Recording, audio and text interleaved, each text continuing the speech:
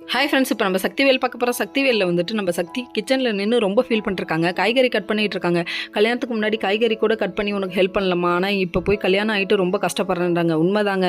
முக்கால்வாசி பெண்கள் வந்து கல்யாணத்துக்கு முன்னாடி பிறந்த வீட்டில் வந்துட்டு ஒரு வேலையும் செய்யாமல் இருந்து பழகினவங்க. ஆனால் புகுந்த வீட்டில் வேலை செய்கிறன்ற பேரில் அவங்க பண்ணுற கொடுமை இருக்கே, ஐயோ தாங்க முடியல. ஏன்னா எது செஞ்சாலும் குறை, தொட்டா குறை, சமைச்சா குறை, நின்னா குறை, உப்பு இல்லைன்னா குறை, எல்லாத்துக்கும் பாவம் இந்த பொண்ணுங்களோட லைஃபே இப்படி தாங்க அலையுது.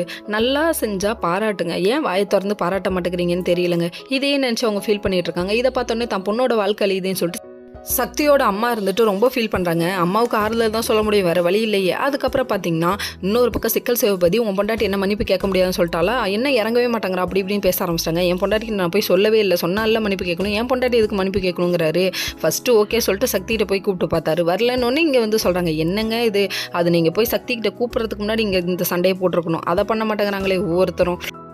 காய்கறி கட் பண்ணும்போது செல்வியோட கையை கட் பண்ணிட்டாங்க. செல்வியோட கையை கட் பண்ணவும் கொண்டு வந்து டாக்டர்கிட்ட காமிச்சா, டாக்டர் யாருன்னு பார்க்குறீங்களா, செல்வியோட ஃப்ரெண்டு, தெரிஞ்சவங்க. அதனால் இவங்க 2 பேத்துக்குள்ளே ஒரு லவ் மலருது.